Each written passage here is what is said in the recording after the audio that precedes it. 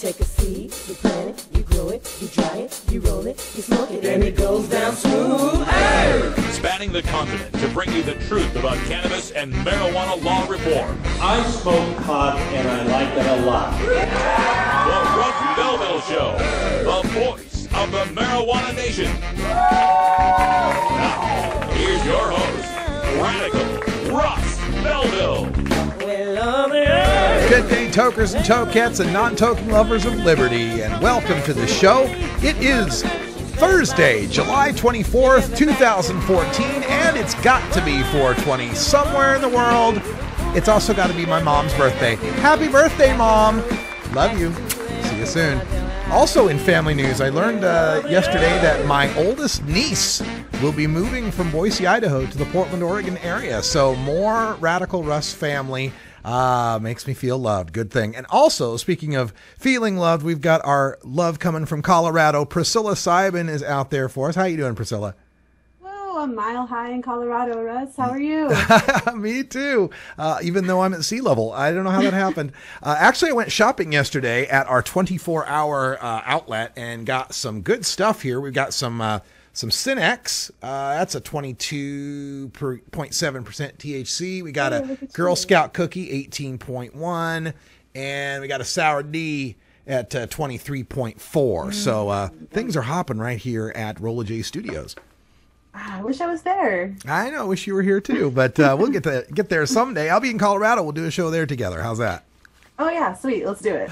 All right. Well, Priscilla Sybin's got our 420 radio news. The headline's coming up right after this first break. And in the news today, we've got a new study on the economic impact of marijuana legalization in Oregon. Chris Christie, the corpulent governor of New Jersey, is in Colorado, and he's got some things to say about marijuana legalization.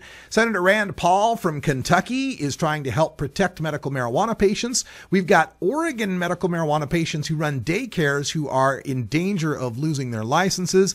We've got a new campaign on edibles in Denver to tell you about as well. All that coming up right after our first break with Priscilla Sybin and our 420 radio news.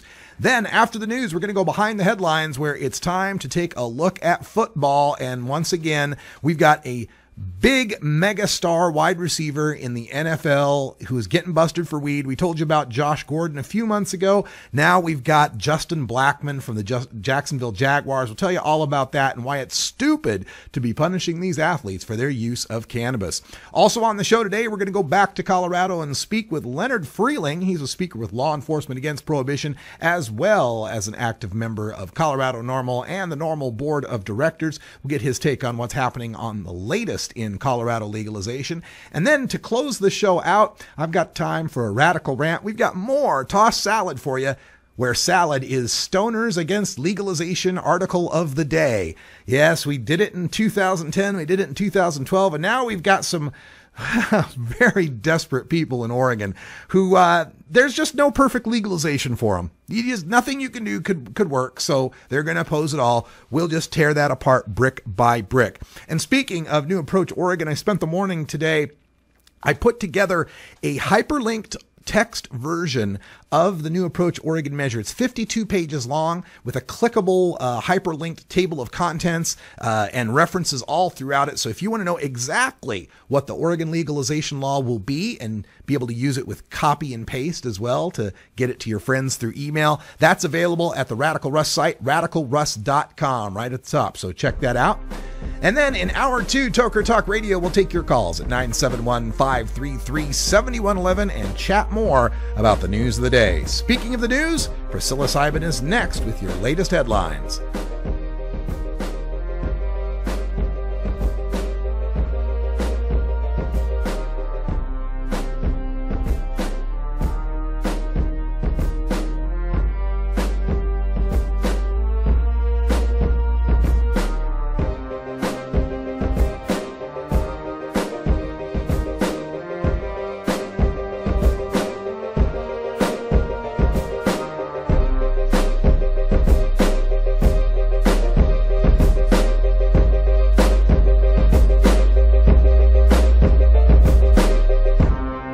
You're tuned into the Russ Belville Show, the voice of the marijuana nation.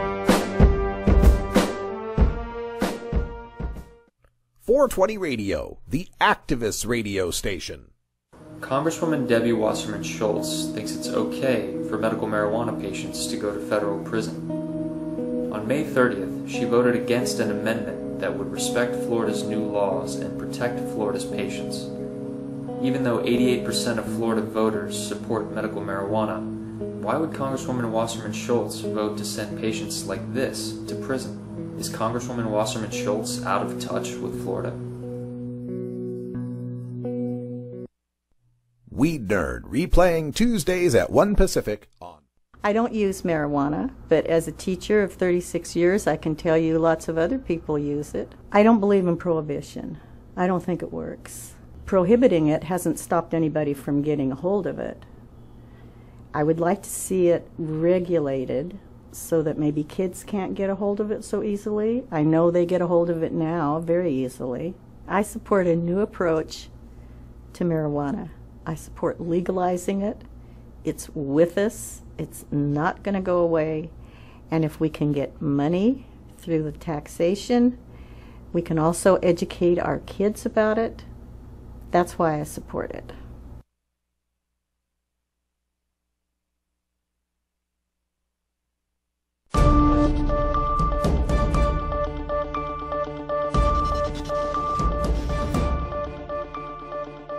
It's time for the 420 Radio News, covering the latest headlines in consumer cannabis, medical marijuana, and industrial hemp. Transcripts of 420 Radio News are available daily on our website at 420radio.org. Now, here's Priscilla Simon. Hey everybody, it's your 420 Radio News for Thursday, July 24th, 2014. A new study estimates that legalizing marijuana in Oregon could produce $38.5 million in new taxes annually. That's equivalent to less than 0.5% of the state's general fund budget of $8 billion a year. But the projected revenues are also nearly a quarter of the entire budget of the Oregon State Police. The study estimated that about 1.3 million ounces, the equivalent of about 86,000 pounds, of marijuana would be sold through the legal market in the first full year. At an average tax rate of $28 an ounce, that would produce $38.5 million for the state in fiscal year 2017, says the study. The measure would tax producers at $35 an ounce for the most potent parts of the marijuana plants, $10 an ounce for leaves, and $5 for immature plants sold to home growers. In contrast, Washington levies taxes at all levels of sales and production, producing legal prices reaching over $700 an ounce, according to the Econ Northwest study. Oregon's tax rate is much lower, to the point that prices on this side of the border could be as low as $140 an ounce, the study says. $140 an ounce? Yeah, let's hear it for that. Okay, so you think that when Oregon is selling weed, legal weed, at 1/5 the price of Washington State, that's not going to motivate them to want to change those tax laws a little bit? This is the scenario I laid out for I-502 haters the whole time. Oh, it's going to be high taxes. It's going to cost so much. I'm like, yeah, maybe, but not forever. Once it's legalized, we're talking about the laws of supply and demand, and the supply is a weed. It's an inexhaustible supply, right? So we are eventually going to get those prices lower. I do like when they talk about making $38.5 million in taxes, how they try to quantify it, though. It's only 0.5% of the state's general fund, or it's a quarter of the budget of the state police. You know what else it is? It's infinitely more than we're bringing in now.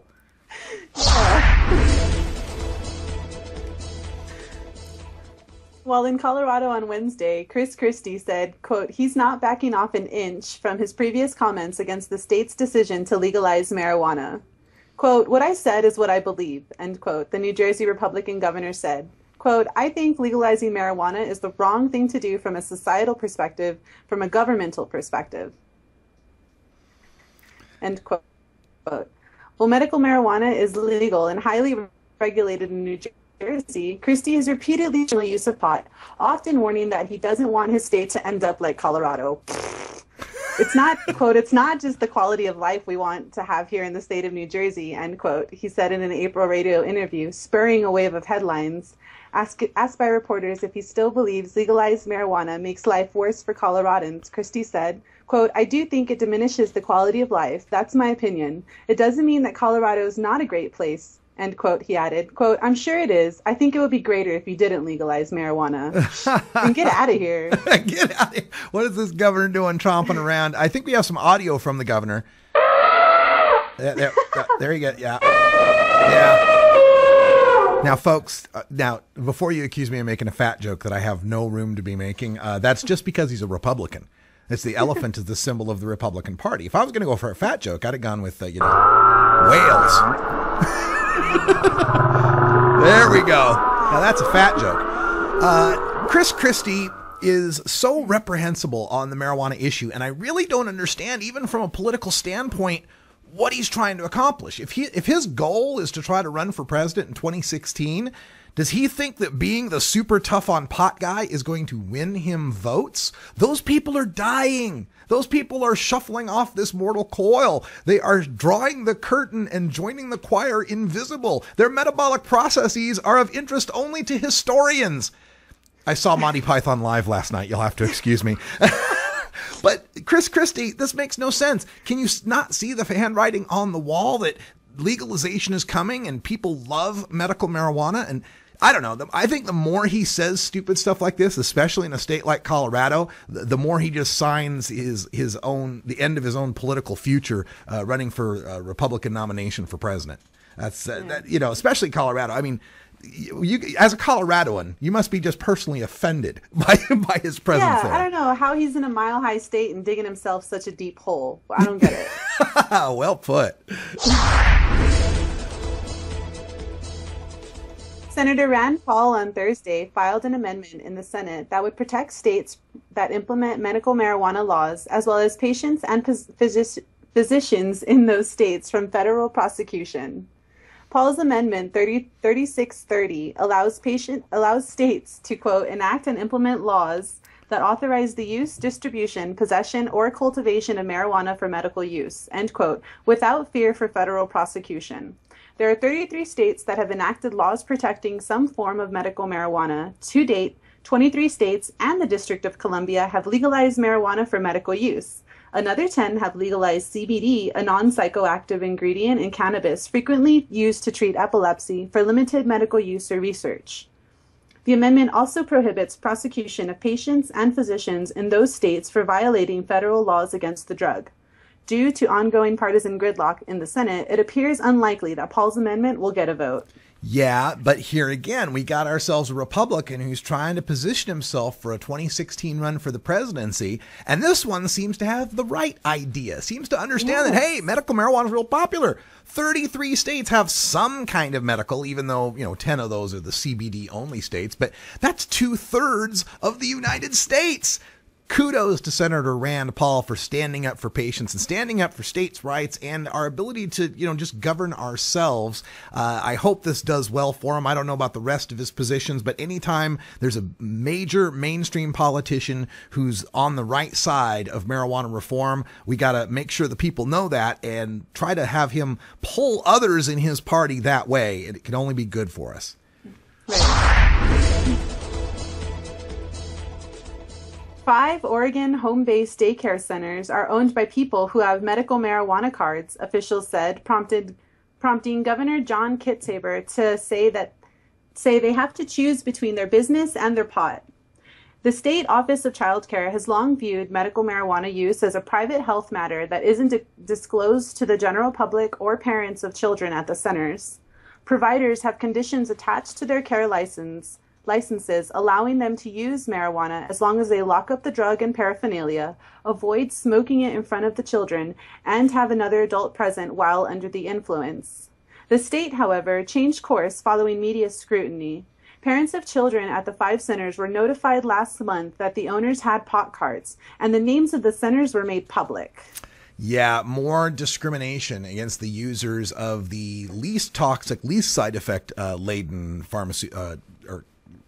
medication that they could possibly use. I'm sure, and obviously if someone's around children, a parent or a daycare worker, we don't want them to have, pipes all over the place and weed, easily accessible, or even be smoking in front of the kids. And not because smoking is somehow evil, but, the smell of it and the smoke in their face, and they're little kids. And I can understand that.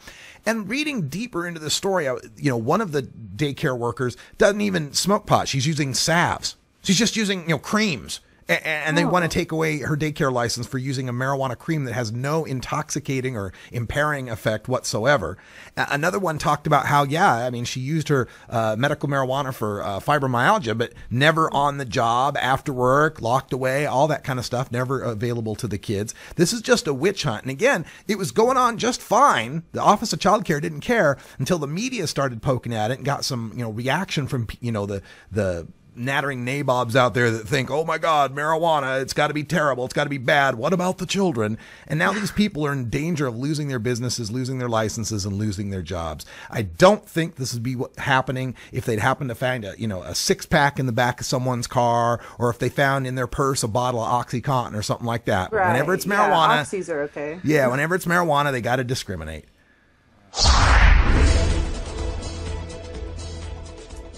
There's a new campaign in Denver to try to prevent overdosing on marijuana edibles. The state had recommended 10 milligrams of THC per dose. Now, a new campaign is going with even less, especially for those new to pot edibles. Representatives from Colorado's marijuana industry gathered on Wednesday to unveil a new campaign. It's called First Time 5, as in just take 5 milligrams of THC in marijuana edibles for beginners. Many marijuana edibles were sold in 100 milligram packages. Now edibles are coming in smaller doses. One organization is passing out cards that warn to start with 1 serving and then wait because it can take up to 2 hours to feel the effect. The goal is to get signs in as many dispensaries as possible and educate those behind the counter to recommend that amount as well. Well, that's interesting. Now, you, Priscilla, you're out there in Colorado, and I assume you've been to some of these shops before. What's it like when you're trying to get edibles? Do they give you any decent warnings on this stuff? Yeah, they tell you how much is in the package, and the tenders or the salespeople normally tell you to just go easy on it. It's kind of like the dab rule. Like, have you ever dabbed before? Oh, yeah. They ask you, have you ever had an edible before?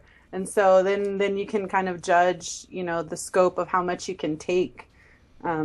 Non-innuendo, but so I think these cards are a really great thing because of how many people are coming into Colorado and trying all this fun stuff. Yeah, I think that this is really important, and I think education is the way to go. Yeah, and especially it's interesting that the industry's coming in at half the amount that the state was saying. State was saying 10 milligrams. These guys are saying no, first time 5.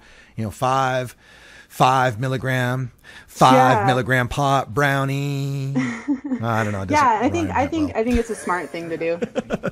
Yeah, and we want the rollout. And one of the criticisms that I read in the paper here was someone that was questioning. I think it was a reporter that was questioning about why did this take so long? How come it had to have we had to have these high profile incidences before this came around?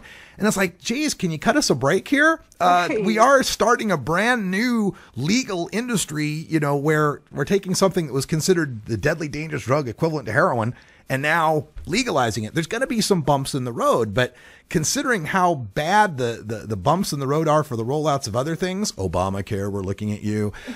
This is hardly a glitch at all, right? People need to get the education on the edibles, and it is happening. And I think we're also going to see a change in the culture, right? I mean, with alcohol, we have a culture around it where you just know not to chug Jack Daniels. It's just, you don't even think about it, right? People understand what proof means, and that there's beers, and then there's hard beers, and then there's wines, and then there's liquors, and then there's, liqueurs. There's all these different things, and they can adjust their intake accordingly. But prior to legalization rolling out, really all that most people had an experience with was the pot brownie or the pot Rice Krispie. You never knew how much was in it or what was in it or how it was, how potent it was. So there's going to be a learning curve. It's happening. People are starting to understand, go slow, take time. First time 5, I think, is a great idea. I think so too. Thanks, Priscilla, for the news. And before we end the news, I did want to remind everybody that we do have a posting of New Approach Oregon's complete ballot language, all hyperlinked, clickable links in the contents and throughout the text for you to be able to get straight to the sections and the paragraphs and the subparagraphs to know every little detail about Oregon marijuana legalization. We got some graphics and stuff coming up in our Radical Rant on that too, so stay tuned.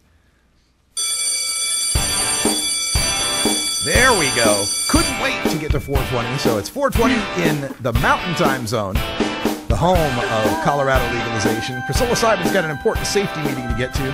Thanks for the news. We'll see you tomorrow. See ya. When we come back, behind the headlines, we're going to look at the NFL once again. The no fun league when it comes to marijuana.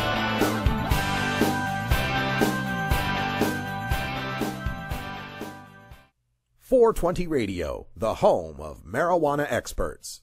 Join us for the International Cannabis Business Conference September 13th and 14th in the Portland Ballroom at the Oregon Convention Center. The International Cannabis Business Conference will focus on the emerging cannabis industry in Oregon, the United States, and around the world, putting you in front of the industry's foremost entrepreneurs, political leaders, and attorneys. Also showcasing over 40 cannabis-related industry exhibitors, offering VIP lunches and free nightly networking events. Prepare yourself for America's next great industry. The pistachio. Green, natural, and available without prescription in all 50 states.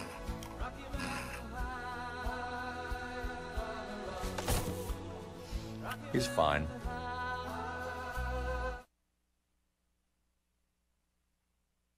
Congressman Doc Hastings stood up for Washington's medical marijuana program and patients like Larry Harvey. Larry and his family are being prosecuted by the federal government, even though they were following Washington's 16-year-old medical marijuana law. On May 30th, Congressman Hastings voted for an amendment that would protect Washington's medical marijuana program and its patients from federal interference. Will the next representative from District 4 respect Washington voters? No, before you vote. Are you a hypocrite? If you live a closeted cannabis lifestyle, you are. Read about 7 people living a closeted cannabis lifestyle who are on the verge of coming out in The Hypocrites by Mara K. Eaton. Available at areyouahypocrite.net. You can purchase the book on Amazon and Barnes & Noble, also available on iTunes. Check out Mara K. Eaton on Facebook as well. Learn more at areyouahypocrite.net. At Herbie's Cannabis Seeds, we pride ourselves on bringing you the best quality seeds from the world's most respected cannabis seed producers, all at the lowest online prices. You can find Herbie's Seeds at herbiesheadshop.com. All cannabis seeds are sold as souvenirs and as a means of preserving cannabis genetics. Herbie's Seeds in no way intends to condone, promote, or incite the use of illegal or controlled substances. We strongly urge all prospective customers to check their national laws prior to placing an order. Herbie's Seeds at herbiesheadshop.com. Proud sponsors of the Russ Belville Show and 420 Radio.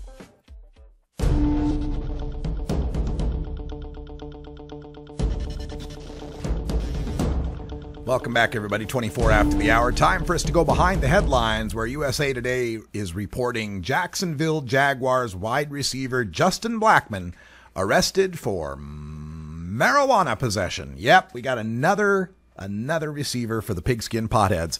As you know, every year when the NFL season rolls around here at 420 Radio, we host a fantasy football league, and my team, the pigskin potheads, is staffed only with players who've been busted for weed. And some years we have a good year, some years we have a bad year.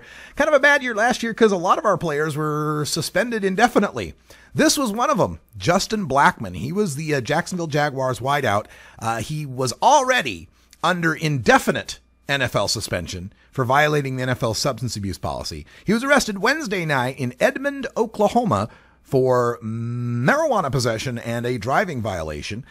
He was the first-round draft pick for the Jaguars out of Oklahoma State, and he was released on a $675 bond. He was already suspended the first 4 games of the 2013 season for violation of the substance abuse policy. He is a 2-time Bolitnikoff Award winner as the nation's top wide receiver while he was in college at Oklahoma State, and he was the number 5 pick by the Jacksonville Jaguars in the 2012 NFL Draft. Now, of course, there was some unwise responses from Justin Blackmon. According to the police, when he was pulled over, quote, he did go ahead and admit that there was marijuana in the vehicle. Mr. Blackmon said he had been smoking a blunt while he was driving, and that there was another full blunt within the car in a box. And that's exactly what our officers found in the vehicle, end quote. I don't know how many times I've said it in the past 10 years of being an activist, but you never consent to a search. Do not consent to a search. Stop it. Will you people please stop telling cops that you're committing crimes? So he sat out his 4-game suspension at the start of last season. When he came back over the next 4 games, he was Jacksonville's leading wide receiver.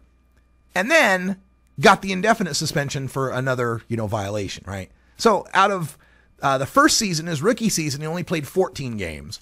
And then in his second season, plays 4 games, right? So in addition to this, the Jaguars' second wide receiver, Ace Sanders, isn't going to be able to go to training camp and is probably going to get a 4-game suspension for the substance abuse policy. And by the way, in those 14 games that Blackmon played as a rookie, he caught 64 passes, 865 yards, 5 TDs. Last year, in 4 games, 29 passes, 415, and a touchdown. Now, this goes along and dovetails with the story that we told a little while ago, a couple months maybe, of Josh Gordon, the wide receiver for the Cleveland Browns, who was the leading wide receiver in the NFL, despite having only played 14 games compared to the other wide receivers getting to play 16. And we've also pointed out in the past how Plaxico Burress and Santonio Holmes, 2 players who in back-to-back Super Bowls caught the game-winning touchdowns in the last minute of the fourth quarter, both have had their incidences with marijuana as well. So there's no conceivable reason that the NFL should be punishing these guys for choosing to use a substance that's safer than alcohol, a substance that actually protects their brains from the jarring effects of concussion, a substance that actually helps to relieve pain and inflammation without the opioid addiction and constipation and other side effects that come with these pills that the NFL passes out like candy. Obviously, this guy is incredibly talented. Zane and I were watching the sports science on this guy. He's got such talent. He creates a throwing target for the quarterback that's as big as a garage door. If you can get it within a garage door of this guy, he can catch it. He's got a standing vertical leap that's as high as Plaxico Burress's, despite being 4 inches shorter. He's only 6'1". It's just remarkable. The guy can snatch a ball out of the air from 11 feet in the sky. Okay? So obviously the guy is incredibly talented. Obviously marijuana isn't impacting his ability to play the game and not causing any other problems for the other players, for the safety, for anything except the NFL's corporate image and their sponsorship by beer and pharmaceutical companies. You don't think those Viagra ads during the NFL games are happenstance, do you? You don't think all of those Coors Light, no slowing down with the silver bullet, Bud Light ads and all that stuff are coincidence, do you? Yeah, that's what it is. The NFL's not interested in protecting these players. It's interested in protecting the bottom lines of their corporate sponsors. And until they change, the product will continue to get diluted as talented players learn they're better off for their bodies and their long-term careers using marijuana than using pills and alcohol. If the NFL wants to keep up, they're going to have to adopt an NBA policy. Don't test these guys. It's ridiculous. All right, we're back with Lenny Frieling from Law Enforcement Against Prohibition next.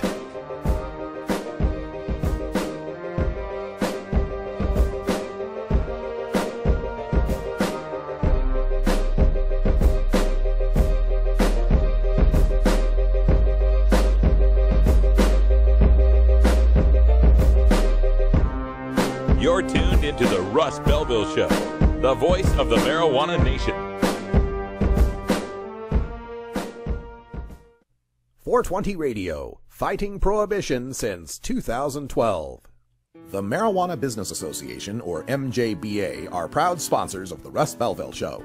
It is the mission of the MJBA to establish integrity and legitimacy, create common market standards, provide market intelligence, and develop best ethical business practices for participants in the emerging legal marijuana industry, including commercial hemp, medical marijuana, and recreational marijuana for adults. Learn more about the Marijuana Business Association and visit mjba.net to join today. That's mjba.net.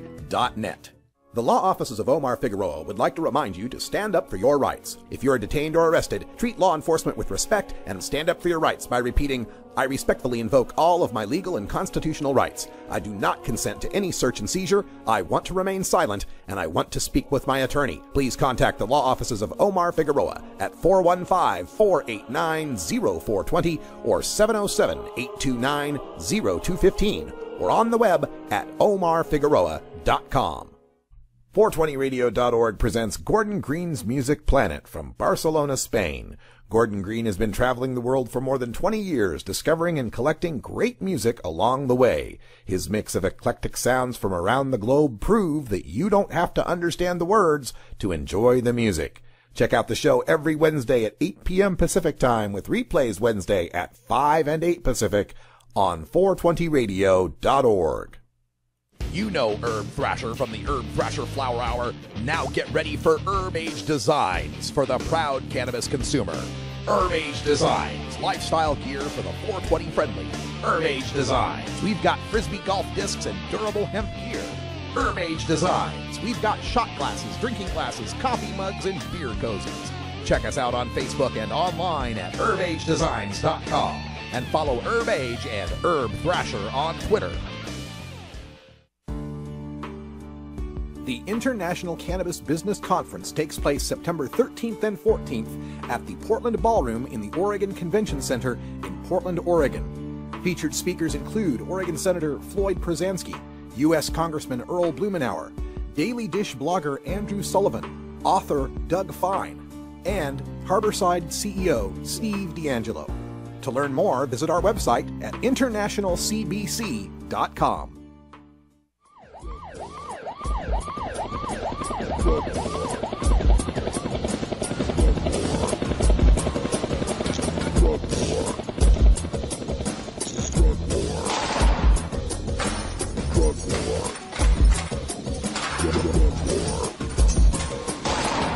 One of the most disturbing elements of the Prohibition War is how it's made police the enemy of otherwise law-abiding cannabis consumers. Fortunately, one group of police officers knows the futility of prohibition and reaches out to educate the community and current law enforcement. Today, the Russ Belville Show visits with another speaker from Law Enforcement Against Prohibition with one clear message: cops say legalize drugs. Welcome back, everybody. 33 after the hour, and joining us by telephone from the Mile High State, we have got Leonard Frieling from Law Enforcement Against Prohibition. How you doing, Lenny? Casper, I'm doing great, and it's great to be back. Oh, we got you switched on shows. I'm Russ. Say again? I said you got your shows switched. I'm Russ. Okay, I'm scheduled to call in for Casper. That's fantastic. Oh, well, what's our topic? I'll talk about anything. And we're both in Portland, so what's the difference, right? Glad to have you here. Of course, you're there in Colorado, and in addition to being affiliated with Law Enforcement Against Prohibition, we got you embedded with Colorado NORML and National NORML. So you've got some great perspective for us. Maybe we'll just talk a little bit about what's happening lately in Colorado. How's that sound? I would love to, as long as Casper won't think I'm supposed to be with him. It would be my pleasure. Okay. The thing that we reported on earlier today has to do with, one of the bumps in the road in the rollout of legalization in Colorado, and that would be the labeling of edibles and, the treatment of edibles. Of course, there have been those high-profile situations with Maureen Dowd and so forth. And we just read today that the industry has come out with this new campaign of First Time 5 to suggest that newbies to marijuana edibles start off with 5 milligrams as their first try. What can you tell us about the move there to get marijuana edibles better labeled and to get better education out there? Personally, I can't see any downside to controlled dosing. And let me be more concrete. One of the positive sides of vaporizing or smoking is it's been shown that self-titration, knowing how much to dose yourself, works very consistently. And the thinking is, because it peaks so fast in the blood, that a person takes a toke and knows if that's enough pretty quickly. Edibles, as you know, presents the opposite problem. A person can eat X amount of chocolate bar. I happen to like the fancy dark chocolate ones. And it's unfair to the consumer to not tell them how much dose is there. And just as when you go to the store and buy an aspirin, it tells you how many milligrams of salicylic acid are in the aspirin, and you can count on it being, 5-10% one way or the other. I think that, and I'm making a bold statement, but I think I can stand by it. Generally, anything you eat, you want to know what you're eating. That's easy. And anything psychoactive, medicinal, anything like that, you have extra reason to know how much you're eating. If you eat a candy bar before you go to bed and it says X number of milligrams on it, and say you're not inexperienced, if it's not really X milligrams and you wake up stoned, that's inappropriate. So I love the idea of the combination of labeling doses, whether it's done in breakaway pieces, however it's done.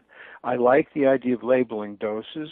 I like the idea of encouraging laboratories to measure THC content. And as we learn, THC gets all this attention and CBDs get all the attention. And we know that there are at least 80 and maybe 105 or more cannabinoids in the plant. And I was told, I don't know that it's true, but I've been told that basically 6 of them have been looked at.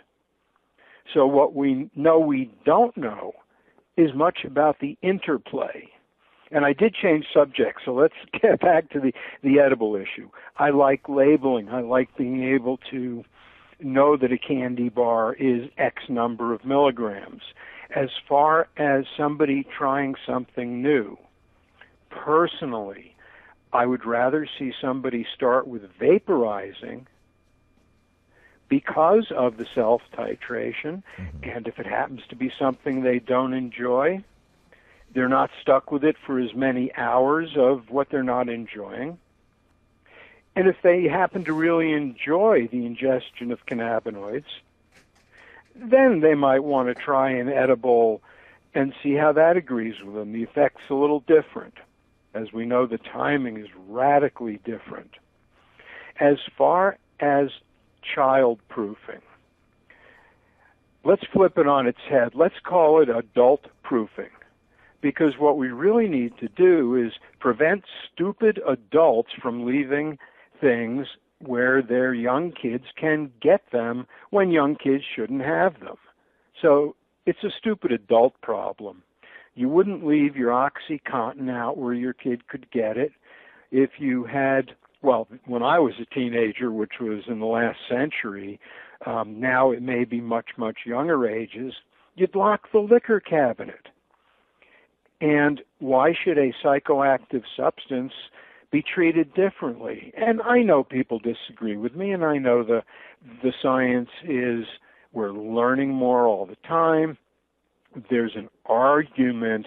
2 arguments have been put together. One argument is it appears that brain development ends at roughly 25. From there, the people that are arguing against ingestion of cannabis say, therefore, nobody should ingest before 25. The part they conveniently skip over is, We haven't the faintest idea if it's good for you or bad for you or neither. Now, would I gamble with my own brain development? I'm not prone to confessing. All right. So we won't discuss that. If he asked me if I was happy with my intellectual achievements in life, I'd have to look you in the eye and say, you know, I am. Whether it's drawing or playing guitar or the rabbi part of me that helps guide people, the counselor at law part is closer to that. I'm not dissatisfied. Not Stephen Hawking, Mr. X, the original Cosmo. I'm blocking the name. Carl Sagan. Sorry? Carl Sagan. Of course. He said fairly clearly in his writings that we found out after his death that he was Mr. X, and he extolled the virtues and said almost word for word, I couldn't have done what I did without that particular input. Now, do we know that scientifically? No, maybe he would have done more. Maybe he would have done less. But after a while, when we look at the list of stupendously high-functioning, successful people who, oh, by the way, smoke pot, after a while, one really has to say, it just doesn't look like a problem. An interesting example of that, and interrupt me anytime you want. I take well to it. I interrupt everybody else. Go right ahead. Where was I going with that? I interrupted myself, and I figured out the solution to short-term memory issues. It's very simple. Wait 10 minutes. All right. No longer a short-term memory. It becomes long-term. There you go. Hey, I did want to ask you a little bit about the possibility of public places for marijuana consumers. That seems to me one thing that's still not quite, settled as far as Colorado goes. Get these tourists that come in, and maybe what's motivating them to want to get the edibles is they know they can't smoke in their hotel. They can't smoke in the public. They can't go to the park or wherever. Is there any movement or any plans here to change law or submit initiatives or whatever it might take to have the equivalent of a cigar bar for marijuana smokers? There are, and I haven't visited yet. A lot of places I haven't visited yet. There are some private clubs that apparently are being polite enough and low-key enough so they're not getting hassled. One private club that did get hassled got quite a bit of press. To understand this world is the same old line. Follow the money. Mm-hmm. The government's not going to give up money. They're not going to give up votes. We never need to remind them, and some of my friends don't get this yet. We never need to remind them again that 54%, 53 and a fraction, voted in favor of legalization. And since what politicians' primary interests frequently is getting reelected, when 54% says, we think it's fine, there's no way in hell a politician is going to say, well, I'm so principled that I could just never do that. Mm-hmm. Now, are there exceptions? Sure. I wonder if the right to life abortion issue is an exception to that. I'd have to think that through. I'm old-fashioned. I do like thinking. So I do think that with some experience, with consistency of product, and with some planning. So, for example, if I'm at a downtown Denver hotel and I'm going to walk to the Denver Art Museum and then to the new Libeskind building, the addition to it, and the third museum they just added to the complex, knowing that any way that I smoke outside is risky, and certainly illegal in most places unless it's a private event like the Colorado Symphony event. Nobody bothered them. It's going to be a problem. Can one, say, vaporize, blow it out a hotel window if the window even opens, and not really give off any odor? Well, we know the answer's yes. And in fact, being the wise guy that I am, I've asked at a hotel desk or two, and the response I got pretty consistently was, we don't want to notice it. I see. Basic golden rule. If you're not in someone's face, many people don't care. But assuming that is illegal for the moment, and I don't know that that's all that clear. We do have public smoking laws, and what's in the works now are public vaping laws that are including e-cigs. To ban them? To ban them in public places. Gotcha. And interesting question. I've seen people walking around in very public places smoking what was either an e-cig or a vaporizer with pot, extract. And I sure as hell couldn't tell. Do I think that's good publicity for the movement? Maybe not. But I don't see that moving in a particularly liberalizing suggestion. I agree with you completely that edibles are a viable solution, and what needs to be taken account, for example, I'm in a downtown hotel, and make it the Brown Palace. If I'm going to stay at a hotel on your bill, I'm staying at the Brown Palace. Okay. So the Brown Palace car service will then drive me to the museum and pick me up. So I'm not driving and don't need to think about whether I'm impaired. And I'm putting that down on the list because we want to talk about that for a second. But in any event, eliminate the driving question. Don't do it. If you want to talk about that, happy to. There we go. Let's eliminate that for this discussion. If somebody's familiar with edibles, they'll know about how much it's going to hit them. And additionally, they'll know how soon before they take the car service to the museum they want to eat it. Because the time curve is so different. It might take an hour. It might take a little longer to begin to feel the effects. So whether it's somebody that happens to be fused L3, L4, and L4, L5, and walks around the museum with a cane like some radio guests I know with medical cards, who love being on the radio, by the way. Thanks. I would want, if I were such a person, I would want to make sure that the pain-killing effect of the edible was nicely at work, because museums are incredibly difficult. You're walking slowly, you're standing a lot. So for lower back, incredibly challenging. So timing is an issue. Timing seems to change. It could be 45 minutes or 2 hours. I suppose I could speculate that that's lack of consistency in doses. I don't know. I do know that there are a lot of people in various aspects of the business that they would make famous health food stores look liberal. They're trying so hard to just do it right. Yeah. Well, legalization is going to give us the opportunity for that standardization and testing to take place like we want it to. And we're just excited every time we talk to you, Lenny, about what's happening in Colorado and how it's shaping the debate about marijuana legalization worldwide.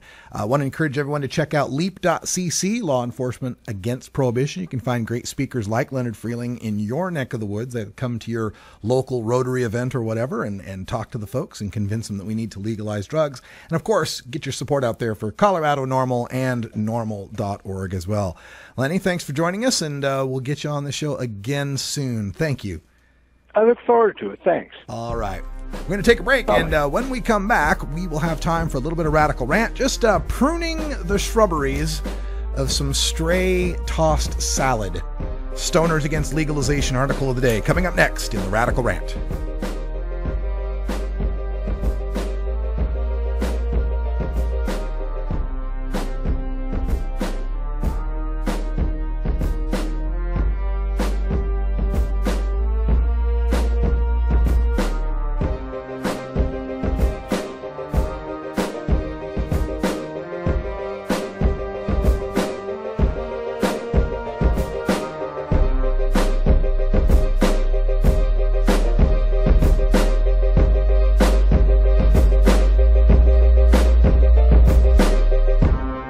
You're tuned into the Russ Belville Show, the voice of the marijuana nation. 420 Radio, your ticket to the Boston Freedom Rally. At Royal Queen Seeds, we've got premium feminized cannabis seeds, including auto-flowering varieties for the medical cannabis user. We've got bulk shipments available and new CBD oil. Plus, we accept payment in Visa, MasterCard, and Bitcoin, as well as other methods. Check out our website at royalqueenseeds.com for more information. We are located in the Netherlands, and we have online grow experts ready to help you now at royalqueenseeds.com.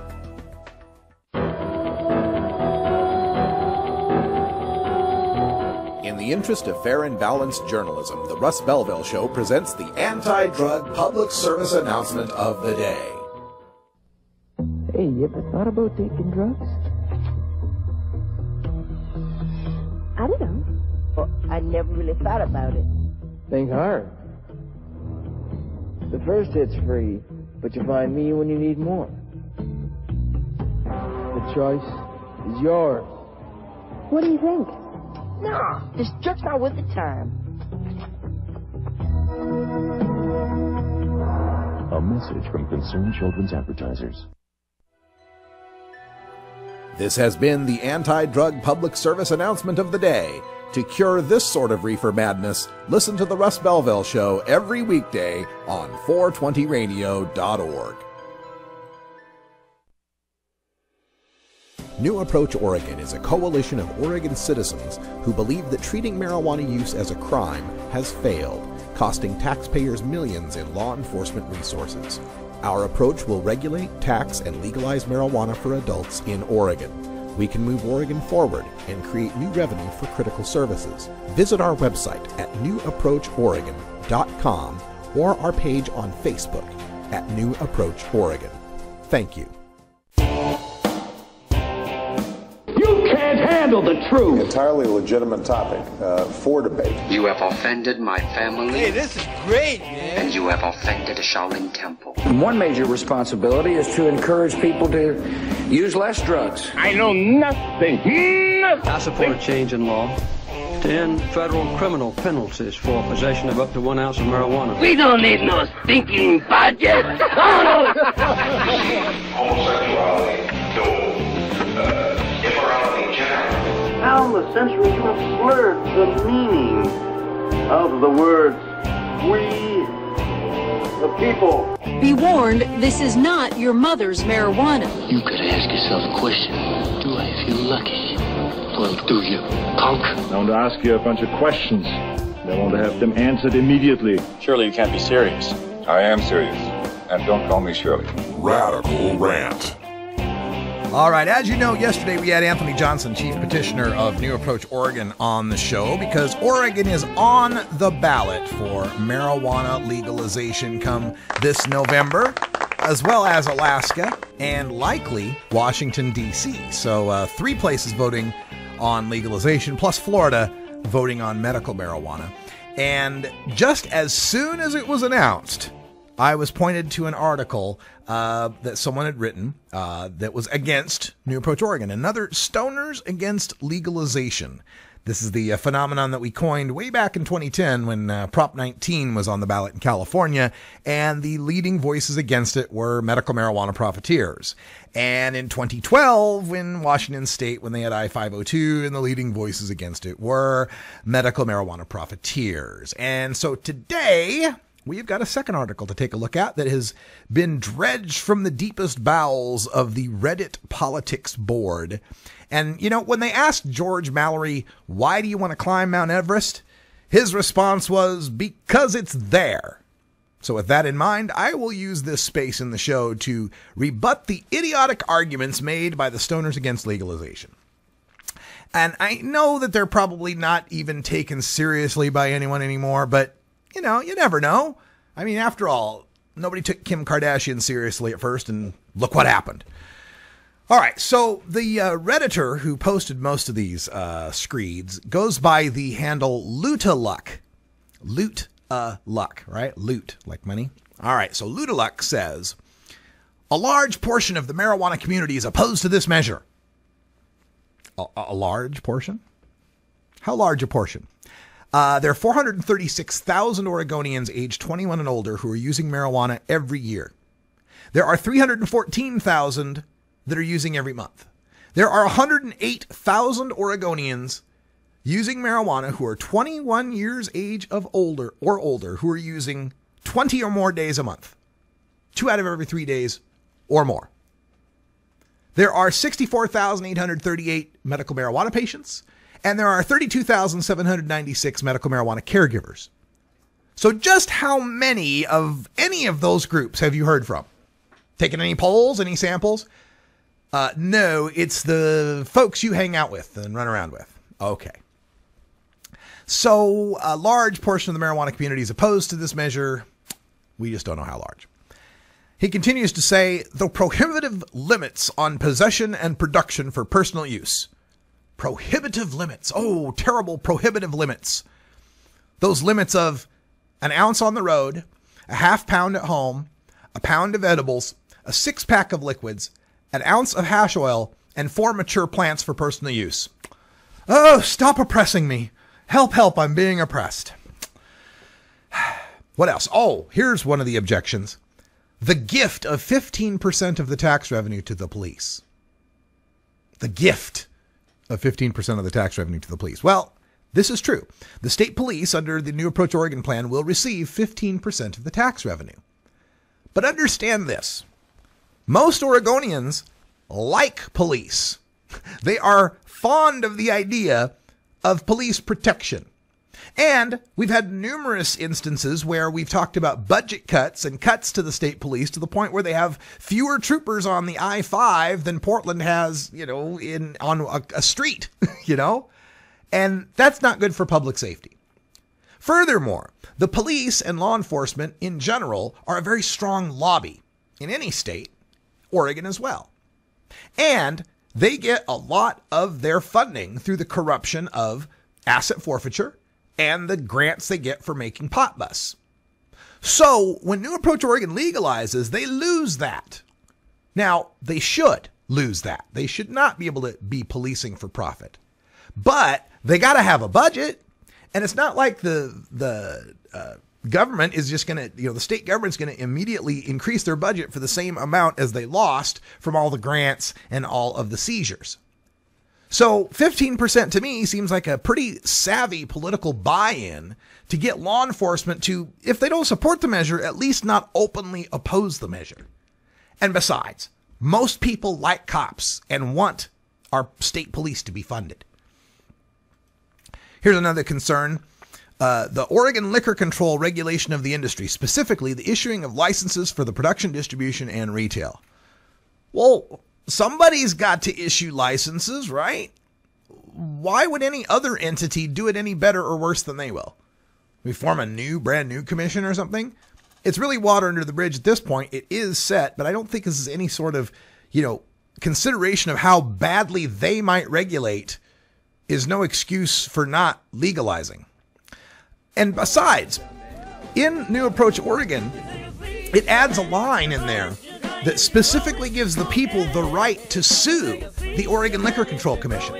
And the way that this new approach is set up, with all its intents and purposes and the way it's linked to all these other laws, it will make it very easy to show in a court of law that if the OLCC was planning some, bureaucratic bullshit to try to stall, run out the clock, to deny enough licenses to make this thing work, it'd be very easy in court under the lawsuit to be able to show they were violating the intent of New Approach Oregon. We're going to talk more about this in Hour 2, Toker Talk Radio. We'll take your calls at 971-533-7111. If you got any questions about Oregon legalization, I can probably answer them. For Zane, I'm Radical Russ. Thanks for joining us. And until next time, take care of each other, Tokers, and we're live from Flint, Michigan tomorrow. This is the Russ Belville Show. The Russ Belville Show is blogging and podcasting daily at radicalruss.com. You take a seed, you plant it, you grow it, you dry it, you roll it, you smoke it. You take a seed, you plant it,